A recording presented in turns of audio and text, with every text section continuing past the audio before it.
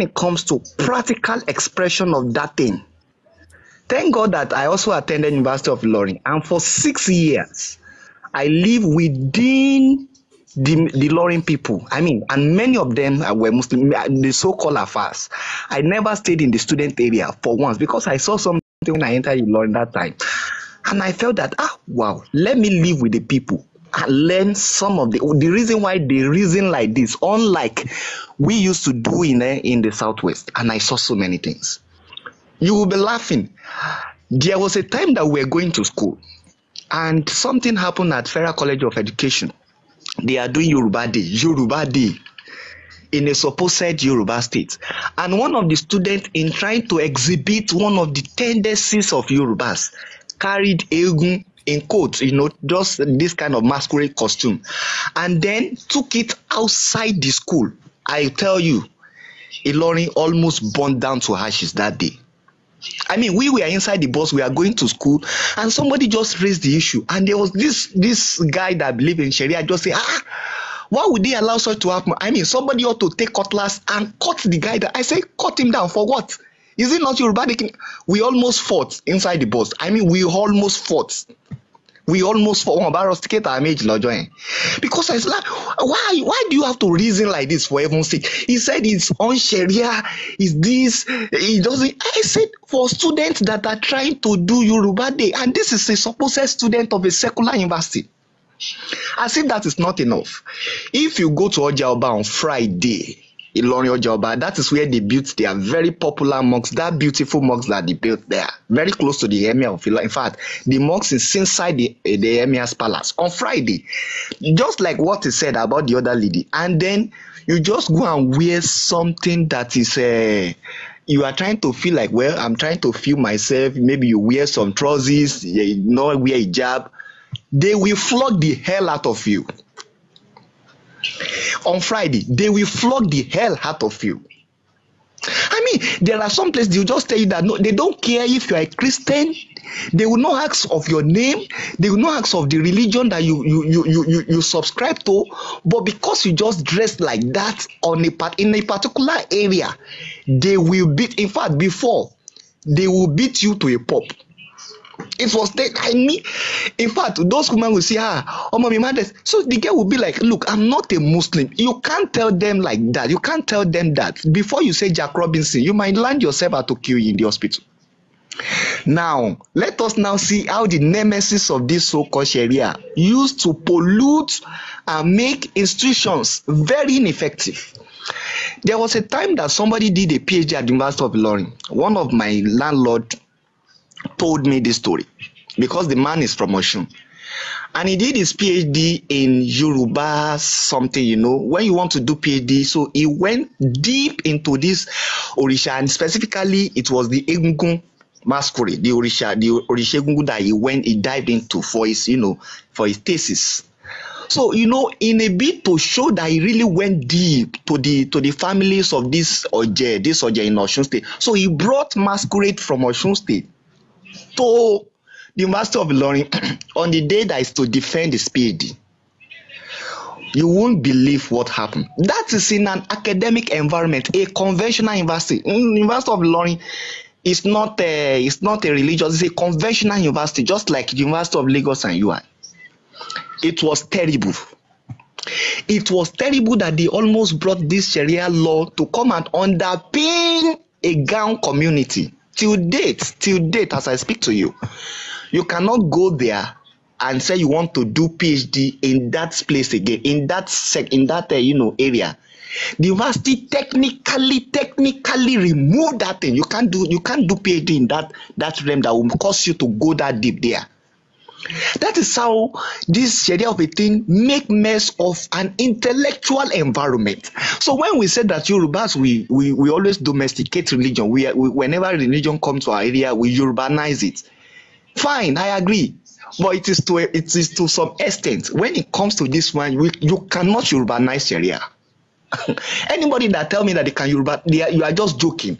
If you see where it is being practiced, it has the capacity to make a professor to talk like a fool, and you'll be like, are you sure that you are a professor? I mean, I've seen how this thing breaks down institutions.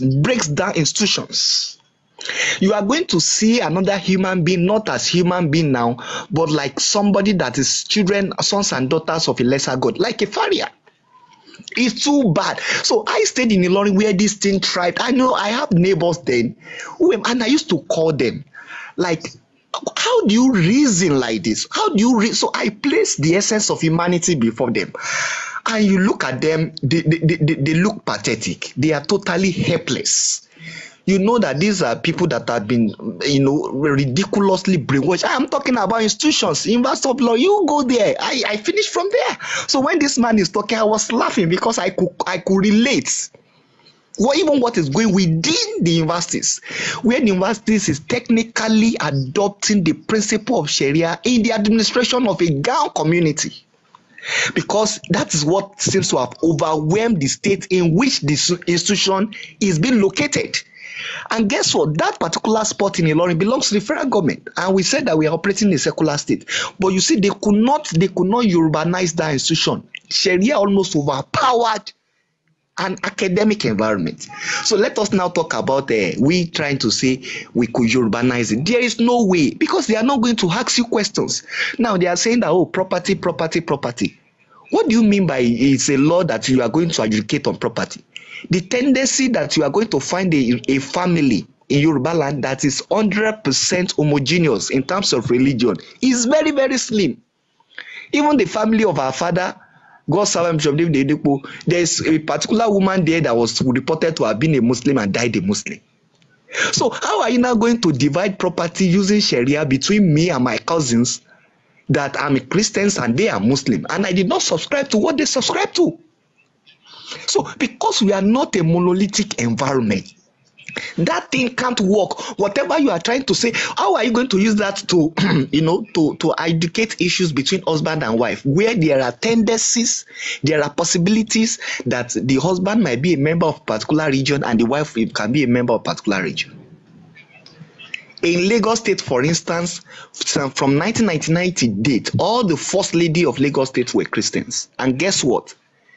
Muslims have ruled the state more than Christians since 1999. So how are you going to tell those people that you are going to use Sharia to adjudicate issues between them? Bola Tinubu married Olurem Tinubu, is a Christian. Fashola's wife is a dame in the Catholic Church. So what are you now going to do? You are just bringing you are bringing chaos, organized chaos, to a system that does not, And when people say, oh, it's so easy, people who are Muslim, people who are Christian, I just laugh. And the man talked about rapists the other time. The funny thing is that the principles of that law state that even if you rape that girl, so far you have offered to marry her, you have been practically immune from the consequences of that heinous act. So what they now do is that they know that if you go to Southern Kaduna, for instance, where people say, oh, it is only the Muslims that it will apply to. A particular guy raped a lady, and when he was caught, he now offered to marry the girl, and he knows that the girl is a Christian. So the girl say, oh, I can't marry you this. And because of that, because the girl said he can't marry him, they have to free the rapist. So where is now the justice? Where is the justice? No, should you rape a woman in the first instance and go scot-free? If at all there is equity, there is justice, there is sanity in the content of the so-called law. So because I could say that I will marry her now, I have been immune from the consequences. And this is what you see from places that, you begin to look at issues, some laws that contravenes even normal human convention. I mean, so we now say this is what you want to bring into a land that is operate based on, unprecedented liberalism. So it is only people who have not been there, who have not seen where it is being practiced, that will say they won't ask you questions. I challenge anybody, even I guess the Lori, maybe they are still as at when I left there around 2018, they are still doing it. Sometimes I will deliberately go to the market on Friday, come and see. In fact, even in our school, University of Lori, they have a dress code that practically you have to look like a Muslim as a lady. I can give you numbers of colleagues who are Christians, but they have to put on a hijab on the day we will have CBT test. Why?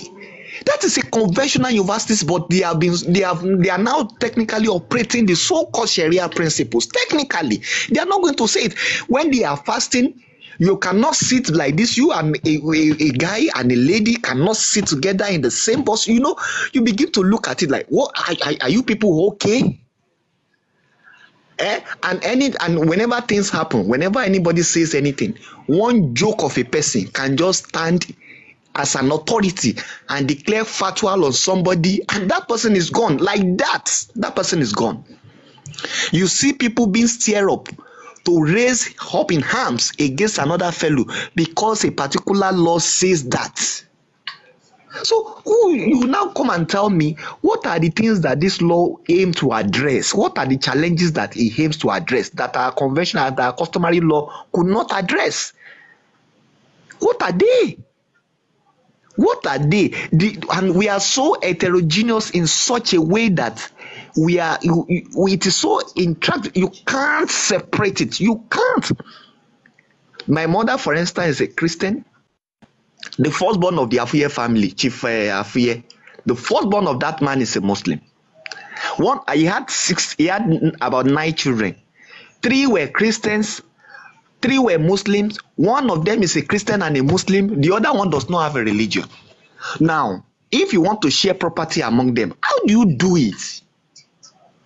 You now talk about husband and wife. How do you share? How do you administer a system that, you know, that only talks about it's a system that is fit for an environment that is 100% religiously monolithic. And at the end of the day, just like the other man said, what you often see in those places is crisis. Is crisis. Tell me what are the good things that is there, because Yoruba will say that before you can say take this garment, I will look at what you are wearing. In terms of economy, you are behind. In terms of social welfare, you are behind. In terms of education, it is this Sharia that you hide on to kick against Western education. So can we afford to have a bunch of illiterate as citizens in our land? And we know that our culture embrace modernity, embrace somebody to be exposed. So this thing, the best of the person who knows about this law have not been able to tell me how it's going to apply to one person without it's a lie. It's a lie. Go to where it is being practiced. Look at the other person that said his offense is not believable because he bowed the head. Why can't they excuse Elijah? Oh, you are a Christian, though the law does not apply to you.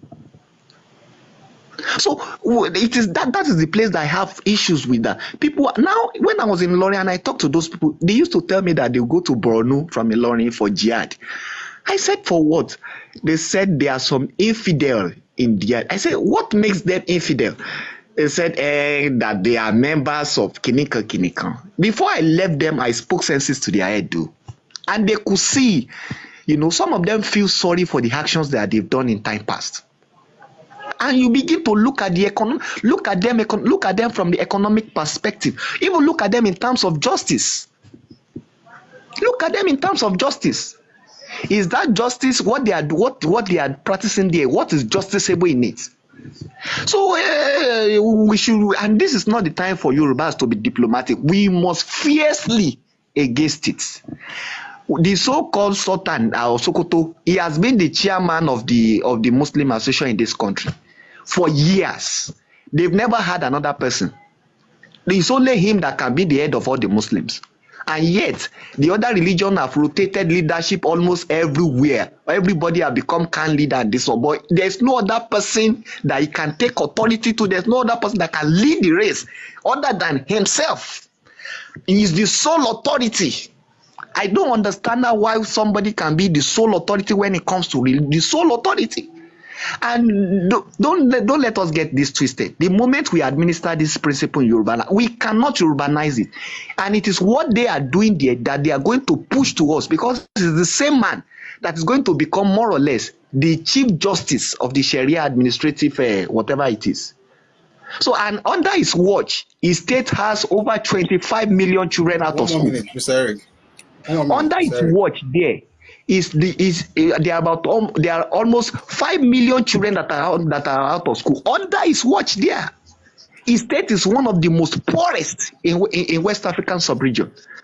So what is it now? What's there that what is there that he wants to tell us that he has we must. It's not that we are going to fight our brother, but this is not the time for us to keep quiet or for us to feel we are being diplomatic about it, because in Koten Yobafe, let everybody knows that you don't want it, because they are not going to stop. But if we are going to be diplomatic, all this, that, no.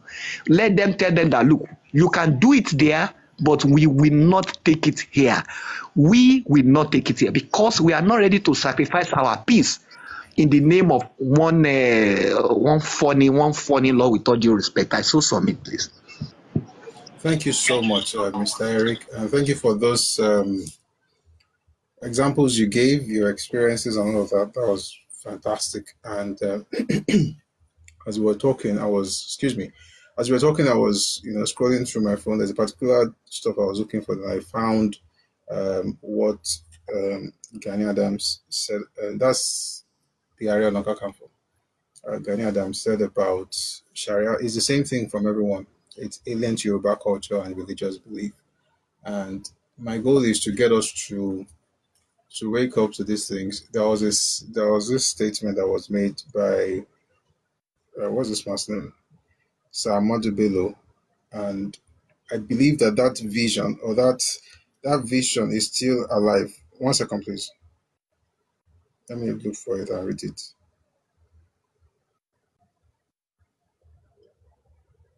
I think it's important for us to remember it.